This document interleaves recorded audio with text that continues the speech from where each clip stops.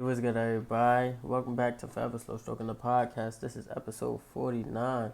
And it's your boy Eon. You already know me. And so I appreciate you all for tuning in. But first, I got to tell you these things. I'm not a financial advisor, but I do have gems for you, right? In addition to that, please, if you like the content, support the channel by clicking that like button, followed by the subscribe button. Also, utilize the links in my description to get $25 in Bitcoin when you sign up for Voyager. 4 free shares on Robinhood, 4 free shares on Webull, and then also you can get $25 for signing up to Crypto.com. All by utilizing my links. So please, take advantage of that, son. I love free money, and I feel like you should too. But son, this episode, clean cut to the point. Stop buying the dip, bruh. Stop buying the dip. And you like, what? Excuse me? But I actually have some reasoning behind why I say that, right? So, what was this? Friday. On Friday, I do these things every day. If you follow my social media, I do these things called morning market conversations, right? So on Friday, I dropped a morning market conversation about Bitcoin's recovery. I put that in air quotes to what was this 42K, right? And I told people to be careful when buying the dip. Dip buying is what gets a lot of people caught up, right? So I said, be careful when you buying the dip on Bitcoin. And now I'll take you another step into my analysis and, give you reason why I said that, right? So there's nothing wrong with owning securities that you have researched, that you understand, and that you're comfortable with the risk. You know what I'm saying? So you've completely done your due diligence, right? So there's nothing wrong with owning securities under these circumstances. But there is everything wrong with buying a security simply because somebody told you to buy that security, right? You get what I'm saying? So just because somebody say buy it don't mean you necessarily have to buy it. But my analysis, let's go ahead. I'm gonna do this in 4 easy steps. So step number 1, understand trends, right? An uptrend, you'll have a higher high, and you'll have higher lows, right? So higher highs, higher lows, and then a downtrend, lower lows, lower highs. That simple, right? Now you'll see in this picture that I dropped, you know what I'm saying? If you're watching a video on YouTube or whatever, or on foreverslowstroking.com on the podcast page, you'll see, the chart, right? And this is a chart of Bitcoin. And on this chart, I give you an example of what an uptrend looks like as well as what a downtrend looks like, right? So you'll see a higher high and higher low for uptrend and a lower low and a lower high for a downtrend, right? It's pretty simple, but a lot of people, they know this information, but they ignore this information, right? But the reason I'm saying this is because uptrends are supported by buys, right? But you'll need buyers and sellers in order to keep that trend active. You're not supposed to trade whenever there's no activity in the security, right? So understand that you need buyers and sellers to keep the trends active, right? Son, I know it sounds wild, but we're gonna get on with it, son. I'm gonna help y'all. So look at Bitcoin's chart on a daily time frame, right? So this is BTC USD trading view, and of course you still see the picture here, but look at Bitcoin's chart on the daily time frame, right? This is step number 2, by the way. So Bitcoin has been, on a nice uptrend since March 2020, right? We can all agree with that.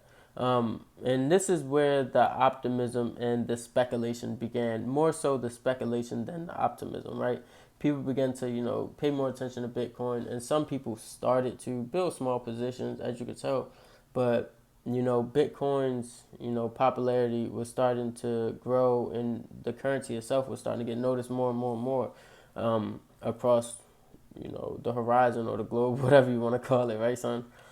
So in January this year, Bitcoin hit a high of 42K, which was followed by a nice pullback to continuation, right? So when I say that, I mean it pulled back a bit and then it continued its original trend in the upper direction, right? It continued its uptrend, right?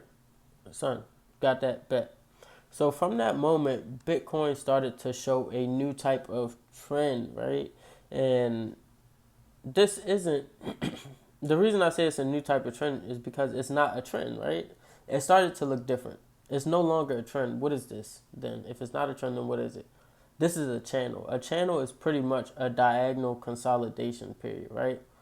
So you see that on the chart. I have pretty much, drawn it out for you that you can see this consolidation because it has not broken the range. You know what I'm saying? It was trading within, certain parameters, and you can see that on this chart, right? Cool. Bet. So number 3, know the news. Different sources pointed to countries banning some cryptos, right? I think one was India, right? Said that they wanted to ban Bitcoin. All right, so that's another thing. The news, knowing the news, um, helped me with my analysis as well. And then number 4, and this is the final one. So we're gonna go back to the chart with this one. So number 4, observe change. Bitcoin, April 25th, and I have it, of course, identified on the chart. But April 25th, Bitcoin,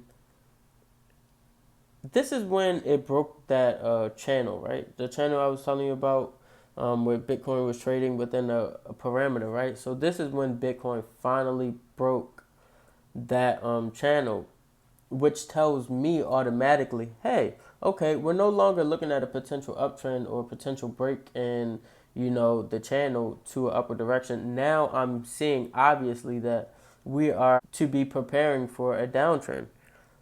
Do not buy the dips. Why? Because if it's going on a downtrend, of course it's going to dip, then it'll pull back, and when a downtrend pulls back, it goes in the bullish direction. So it'll pull back and then it'll continue down.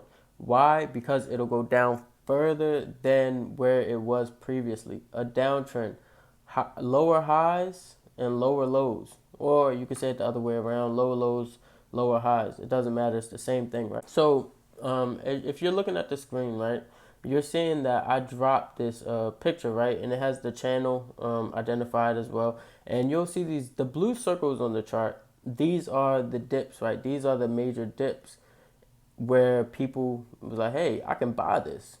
And they bought those dips right up. And now look at it. Now look at it. Look at it.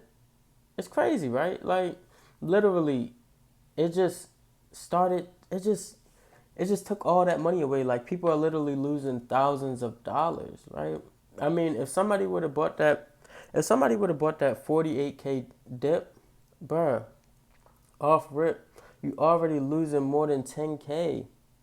That's not fun. You lost $15,000 just from buying that. If you would have bought one Bitcoin. Not saying that everybody's responsible for buying a whole coin, but I'm just saying, son, look, pay attention to the signs, right? And also, I gotta tell you this. This is where you have to follow news and observe movement. This is where you have to pay attention to the movement and the changes within the trends of, the security. And I gotta tell you this too before I move on. Bitcoin is no longer your safe haven because it fell with the market. It fell with the New York Stock Exchange. But I'll talk about that on a later, on a later day, you know what I'm saying? But pay attention to that. I got more details on that too.